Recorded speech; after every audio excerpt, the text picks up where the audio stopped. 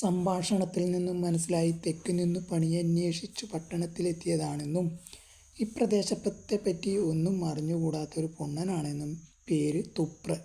എടോ, നിനക്ക് ഇന്നിവിടെയെങ്കിലും പണിയുണ്ടോ? റൈറ്ററുടെ ചോദ്യം. ഇല്ല മുതലാളി, പണിയും നോക്കി പോവാ. തുപ്രൻ്റെ താഴ്മയോട് കൂടിയ മറുപടി. ആ, എന്നാൽ എനിക്കൊരു കിളപ്പണിക്കാരനെ വേണം. തുപ്രൻ തയ്യാർ. എന്താ നിന്റെ കൂലി? 10 അണ. 10 അണയോ? അത് കുറച്ച് ജാസ്തിയാണ്. 8 അണ അല്ലെങ്കിൽ വേണ്ട. നീ പണിയെടുക്കുന്നത് നോക്കിയിരിക്കാൻ എനിക്ക് നേരമില്ല. നീ പണി കരാറെടുത്തോ. തുപ്രൻ തയ്യാർ. ആ സ്ഥലം മുഴുവൻ കിളച്ച് തെളിയിക്കണം. കിട്ടൻ റൈറ്റർ ചൂണ്ടിക്കാട്ടി. റെയിലിനടുത്ത് നിന്ന് അതാ ഇടതുഭാഗത്ത് ആ കാണുന്ന പാലമരം വരെ, വലതുഭാഗത്ത് ആ പുളിമരം വരെ. പറ, എന്തു വേണം? തുപ്രൻ മനസ്സുകൊണ്ട് അളന്നു. 2 വലിയ പറമ്പിൻ്റെ വിസ്താരമുണ്ട്. 3 ഉറുപ്പ്യ കിട്ടണം മുതലാളി. 3 ഉറുപ്പ്യക്ക് ഒന്നും കിട്ടൂല. 2 ഉറുപ്പ്യ.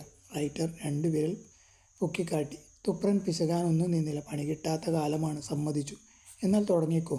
അധ്വാനിച്ച് പണി വേഗം തീർക്കുന്നതും നിന്റെ സാമർഥ്യം. തുപ്രൻ തലയാട്ടി.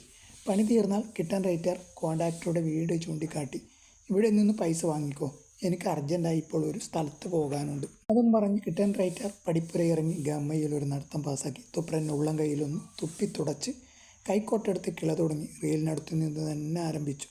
അപ്പയും തുമ്പയും തൊട്ടാവാടിയും വളർന്നു മൂടിക്കിടന്ന പരുക്കൻ നിലത്ത് തുപ്രൻ കൈയും കൈക്കോട്ടും നെഞ്ഞും